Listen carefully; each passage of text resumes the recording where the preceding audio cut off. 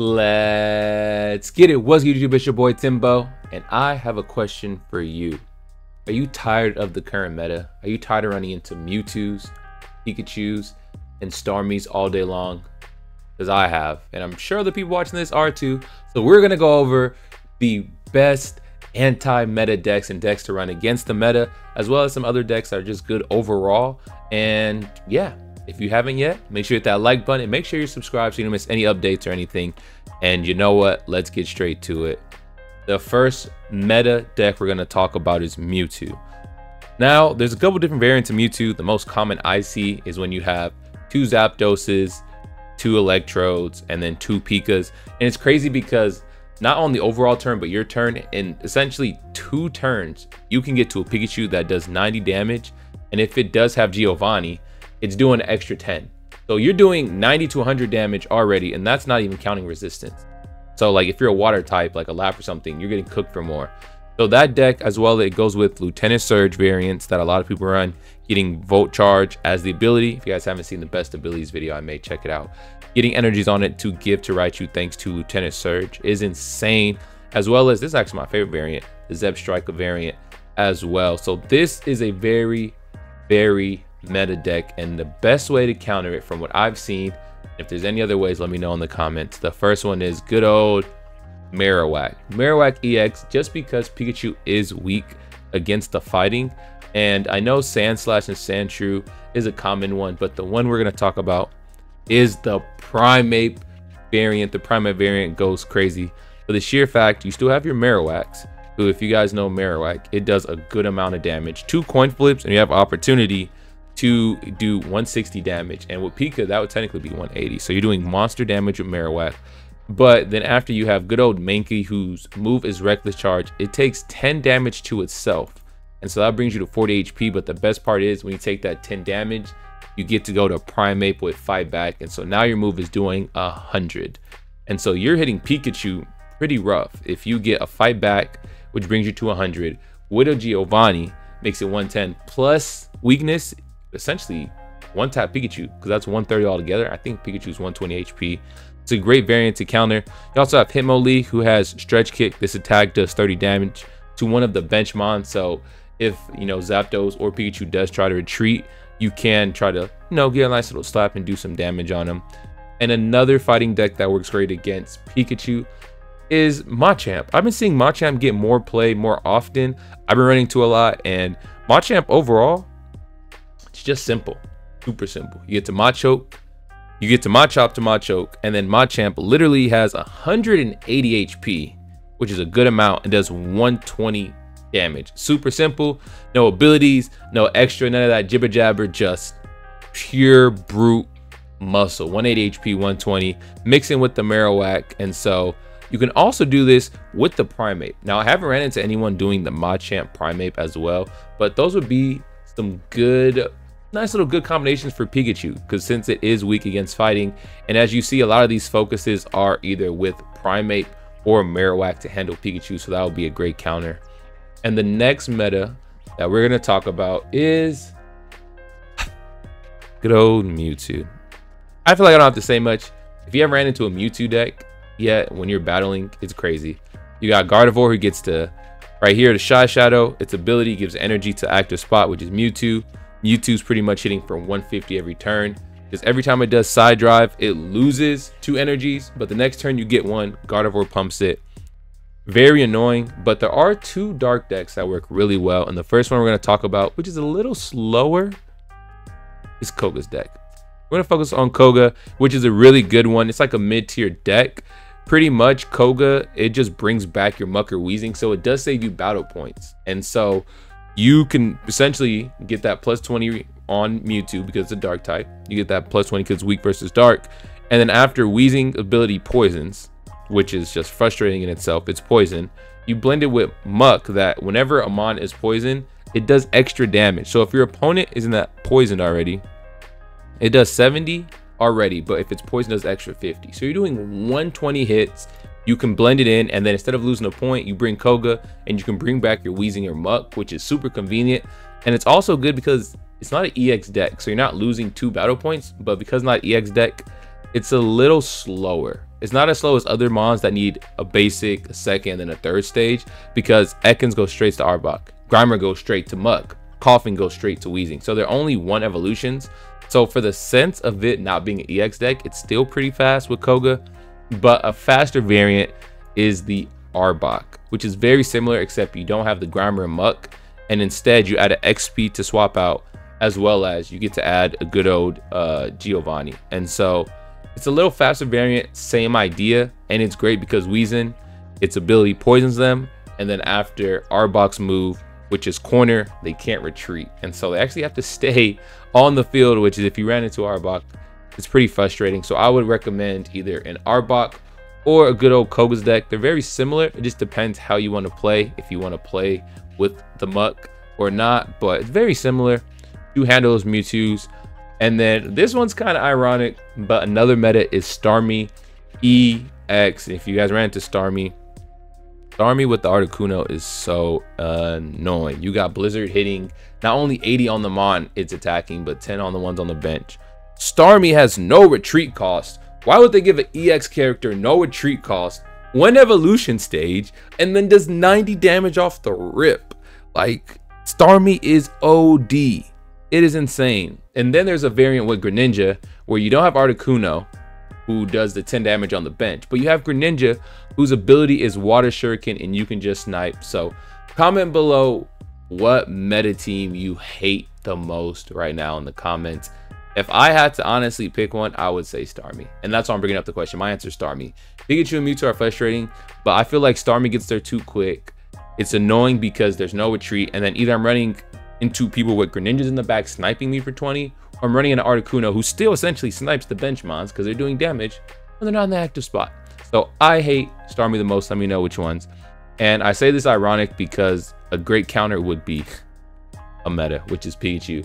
The Starmie's weak versus electric, and like we said earlier, Pikachu can get to 90 damage pretty fast by your second turn. You get 2 energies and start whopping. You do have an opportunity to do that, which happens more often than not. And so this would be the best one to counter Starmie. I know a meta deck, anti-meta is meta, it's ironic, but specifically not the regular, not the Lieutenant Surge, but the one I like to run personally is the Zebstrika variant. Just because when you have Zebstrika, it's just great because it takes 1 evolution, and then with the weakness added to water types, it does 50 damage, and you can choose who you hit.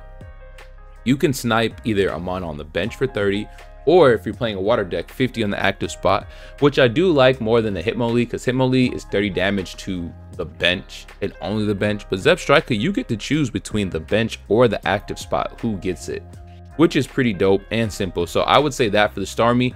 And I say that because since Starmie has 0 retreat cost, a lot of people like to retreat their Starmie in the back.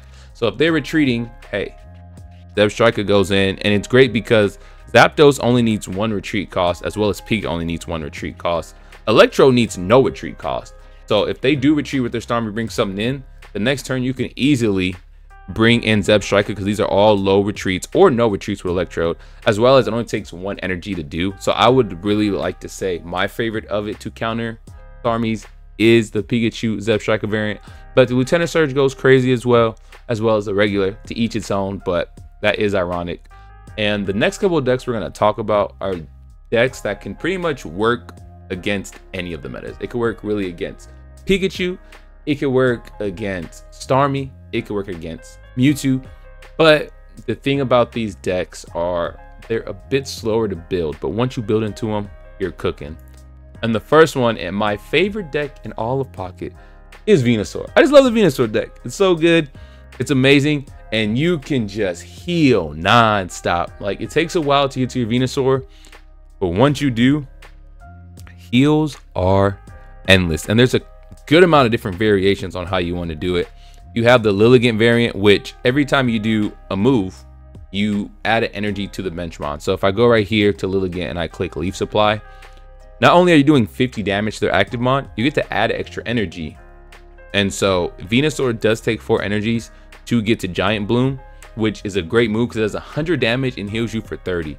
And so each time you're doing Giant Bloom, you're getting 30 heals. If you're running, I run 2 potions. That's 20 each more of heals. Erica is 50 heals, and so you're just stalling and healing. but it does take a while to get to your Venusaur. Kind of like how we talked about earlier, it's not like a first stage to second stage. Like, you know, you have the Koga's deck where you have Ekans to Arbok, or Grimer to Muk, right? Or Coffee to Weezer. It's not a quick step. It's not like the Pikachu when you have the Zeb Striker variant, right? You go straight to Zeb Striker. It's just one.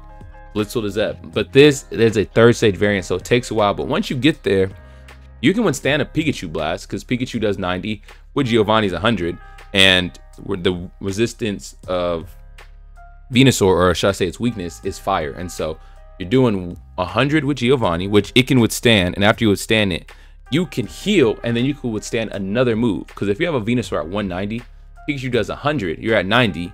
Giant Bloom, you get 30 back, you're at 120. You can withstand another peak and so forth. And Pikachu's kind of squishy. It hits fast, it gets there quick.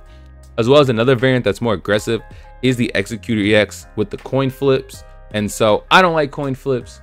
All right, if it's not in person, like Collecticon coin flipping and I'm losing real money, I'm not a coin flipper, because I cannot hit the coin flips in Pocket. And there was like a glitch where, like, if you flicked it above like their face of the card, it would always get heads.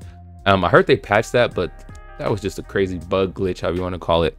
And then a Caterpie variant, which is great because it makes the deck faster. We're talking about how slow this deck is. With its move, Find a Friend, it puts one random Grassmon from your deck into your hands. So it can randomly pull out a Venusaur, or say you blend it with Executor, just randomly bring it in. And so you can get to evolve and get to it quicker. The only problem is Caterpie. No damage, low HP, kind of a liability. So if you do run Caterpie and you run Find a Friend, I would advise going the full variant of slowing it down by adding Metapod and Butterfree, because with Butterfree you can heal every mon on your team on the bench as well as in the active spot by 20. So if you're gonna go Caterpie, I say go the whole 9 and make sure you get the Butterfrees with it. It takes a very long time, but it's the ultimate stall. The next mon that we're going to talk about in the next deck is Alakazam, which essentially can one-tap anything, the Alakazam deck. And I say essentially because if you click on Alakazam, what it does is the move Psychic, which is 30 more damage for each energy to your opponent's active Pokemon. So, Psychic does 60, right? Oh, my stomach's growling. Ooh, I don't know if y'all can hear that. Psychic does 60. And if you're battling a Pikachu who has 2 energies, you're doing 120 with a Giovanni 130. That takes out Pikachu. One tap. Same thing with Mewtwo, right? Mewtwo has ranging depending on about 2 to 4 energies, right? Mewtwo has 150 HP. For each one of those, you're stacking 30. One tap. Zard as well. One tap. Venusaur. Venusaur is kind of bulky. Has 190 HP. It needs 4 energies for its move. So that's 120 plus a 60. With a Giovanni, you can one tap Venusaur. So that's 190 and it has 4 energies. So 4 times 30 is 120. It already does 60. That's 180. And then Giovanni. So technically, one tap Venusaur with a Giovanni.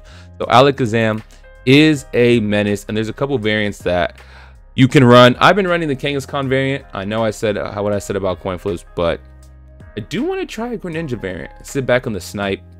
Just take off the Kangaskhan altogether. I'm tired of Kangaskhan. But just do like Greninja and then maybe add some more trainers. I was not a big fan of the Weezing variant.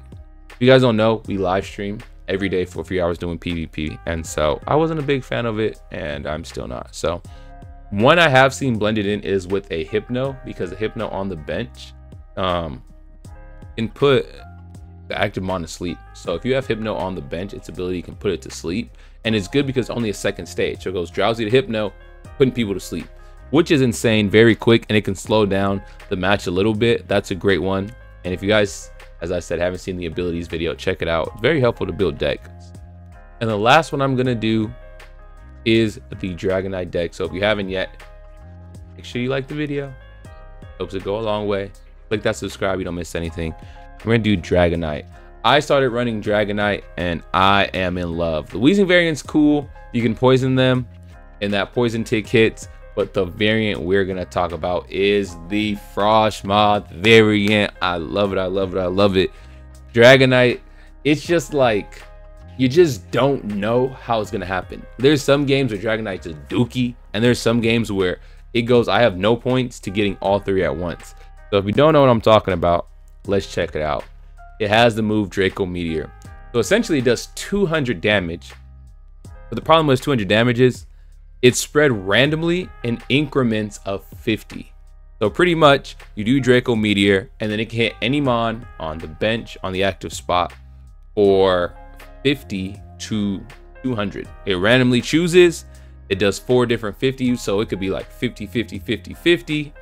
Each of the bench mons are active. It could be like 150, 50 and pick a random one. It could do 100, 100, 150, like whatever the variant is, but pretty much randomly 4 times a mon will get hit for 50 damage. And so that one is just fun.